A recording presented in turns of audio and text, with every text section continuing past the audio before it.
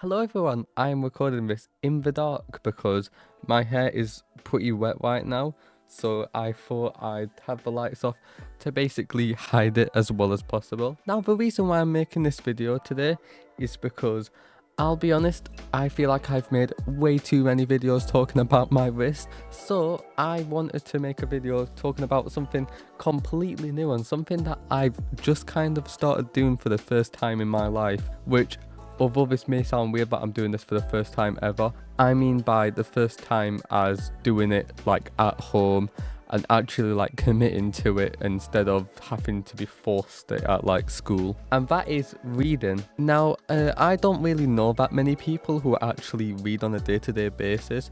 None of my friends really rave about reading that much. I mean, other than reading mangas or stuff like that, I haven't really heard anyone in my friend group talk about this. So I guess since I was surrounded myself by people who never really read, I didn't really read that much myself, which, I mean, that's not really a bad thing, but that is one of the reasons why I have not really read that much in my life. I think the only times I've actually read at home would be like Diary of the Wimpy Kid and maybe some Spider-Man comics, I'm pretty sure.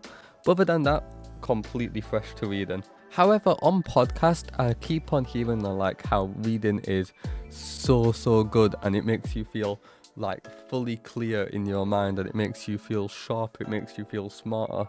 I mean, even when looking at working out tips, there was this thing called the 75 hard challenge, which has one of its main rules as to read 10 pages of a book a day. So I knew that reading was really good for you, but I never really thought about like doing it myself, and even like the little thoughts I had were more like kind of thoughts you'd say like at 3 a.m. in a way, where like you say you're gonna do it, but when you wake up in the morning you just don't. So you may be wondering, how did I actually get into reading then? And the main thing that actually got me into reading was this bookstore near me. It's inside this mall, and I keep on walking past it, and like I always think I should probably go in one day and like try pick something out.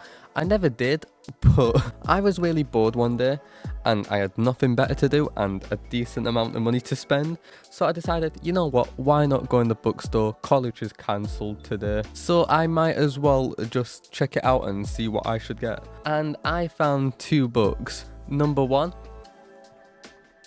give me a second, I'm just grabbing it right now.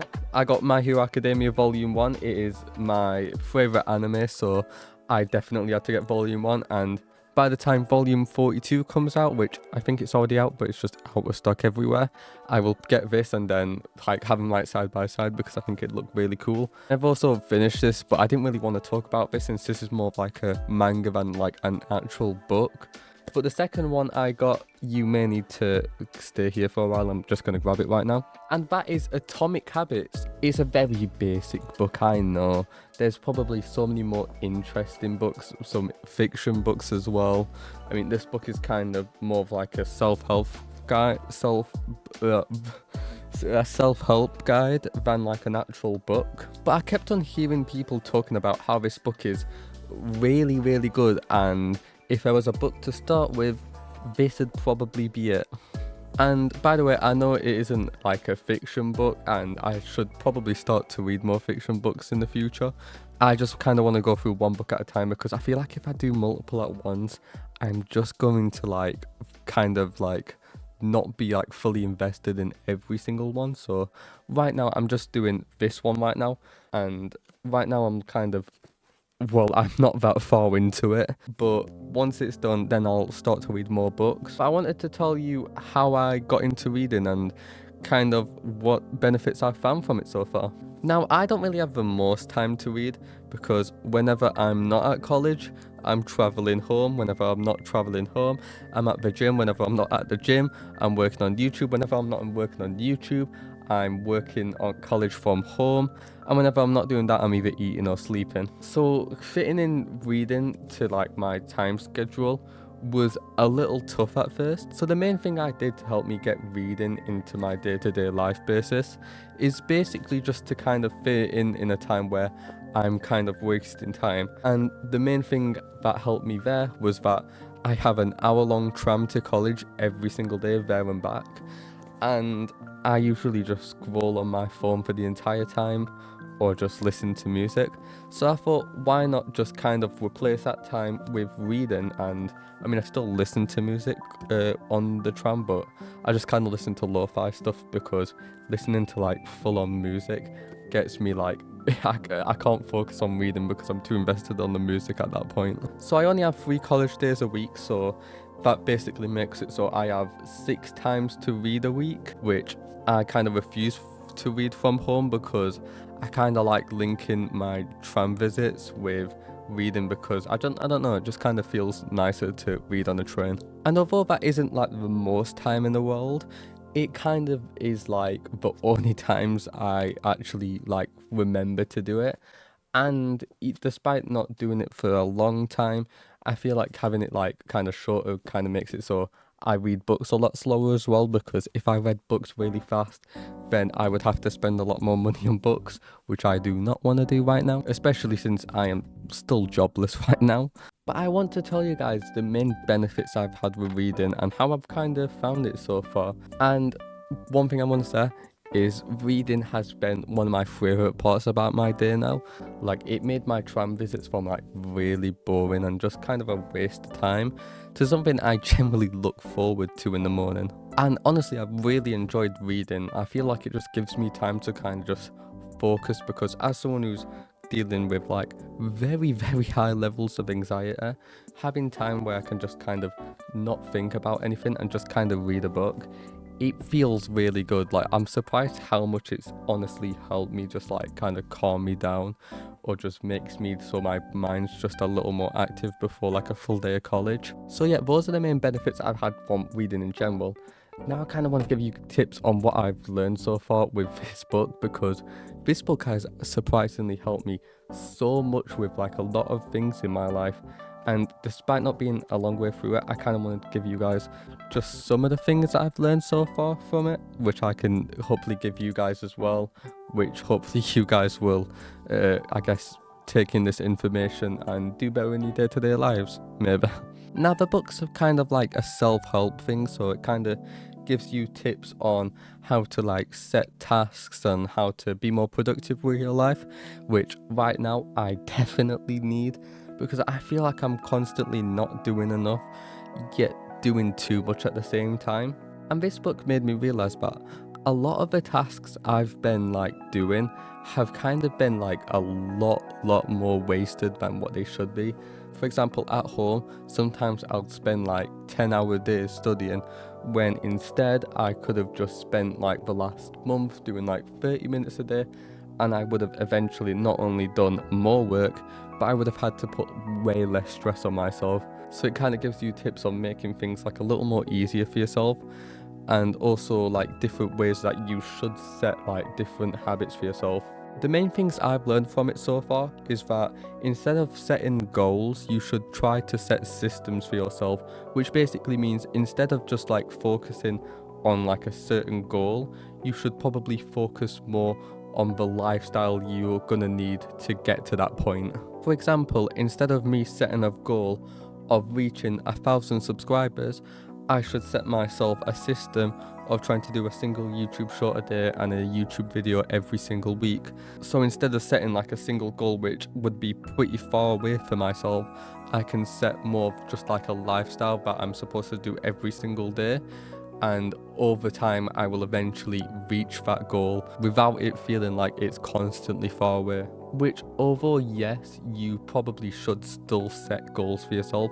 Goals are very important in like achieving goals, I guess.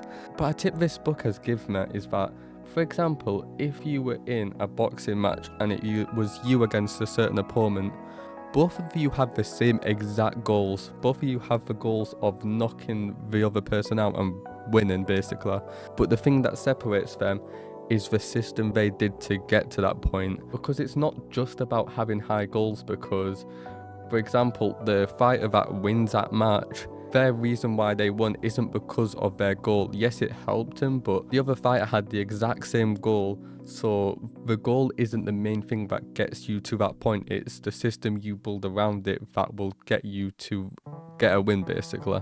This has actually been like really helpful for me because at the start of this month I set myself a bunch of goals, for example, to get this amount of followers on TikTok or get this amount of subscribers on YouTube, when now I have finally set myself a kind of system of day-to-day habits where instead of just reaching the goal, I just aim for like 30 minutes of studying a day or working on YouTube for 30 minutes a day, basically just doing like normal day-to-day stuff that I kind of struggled with beforehand, but kind of setting it to like a little timer, which makes it so it doesn't feel as big. Which brings me on to another point, which I've had to open my book for this because I kind of forgot what it was called. But basically, there are 4 ways to create a good habit in your life. Because, for example, if you try to build a habit of going to the gym every single day and you fail on that, it kind of gives you the 4 things that if you failed on one of them, then that's probably the reason why you didn't like stick to your habit. And those are cue, craving, response and reward, which basically I'll explain it to you real quick. The first one, cue, would just be to make it obvious. For example, if you were trying to lose weight, kind of like make it obvious, like to yourself that you need to lose weight. Make it a thing that you think about every single day, that you want to lose weight, because the more your mind thinks about it, the more you'll actually be likely to do it. And the next one, craving, is basically to just make it attractive to you. And no, that doesn't mean be sexually attracted to it. I mean by this is to kind of make it seem like something that you would want to do. For example, I hate studying. I despise studying so much. But the thing is, I've got this thing set up near me. I'm going to show it you guys right now. It's called a treat ball. It has got a bunch of sweets in here, and I'm not allowed to have this at any time unless I'm studying. And also I like to reward myself with like a fizzy drink, or basically something like a treat basically. And I only allow myself to have this when studying. I can have it at any time, so it kind of makes the thought of studying like a little bit easier for me. And although this may not work for you, something else might work for you as well. And also, I try to make it a little more attractive to me by cleaning up my entire desk as well, because it makes me feel a little more productive about myself. So it'd make me like feel like I'd want to study on there. Now, these 2 things are kind of something that you'd think about before actually doing the thing. Or I'd tell myself I'm allowed those sweets, or I'd clean my desk before I start studying. But the third one, response, is basically just to make it kind of easier for yourself. For example, with my studying again, I try to make it a little easier on myself by not setting like a full-on time limit that is like 1 hour or 2 hours, because I feel like I do better when I'm only set like a very small time limit, and then if I want to do it for longer, then I can go past that. So I only set myself 30 minutes to study in a day, which isn't really the longest, but every single day it will add up into like a massive help in my college life. And also with another thing, for example, YouTube, I kind of just work on doing it for 15 minutes a day and just basically make it as easy as possible for myself, because instead of spending like 4 hours working on something at one day, I can just spend 30 minutes a day for just over a week, and it'd be like a lot easier and a lot less stressful on yourself than having to cram it all last minute. Now, the 4th law, which is reward, that is basically just to make it satisfying for yourself, make it rewardable for yourself. Now, going back to the example of working out, maybe give yourself a reward of having like a nice like snack after a workout. Or for me, when studying, I give myself a reward of being able to have as many sweets as I want. And also another reward that's really big for me is that I just feel mentally better after doing it. One thing I've realized is that if I finally complete a task, or like I finally do something that I didn't want to do, once I'm done with it, I just feel like a lot more better and a lot more like happy with myself, and a lot more like accomplished with my day-to-day life, which may not seem like a lot, but it honestly helps me so much with my mental health to know that I'm doing stuff to help myself, and instead of having to like leave everything to the last minute and stressing about it and thinking, why do I constantly do this?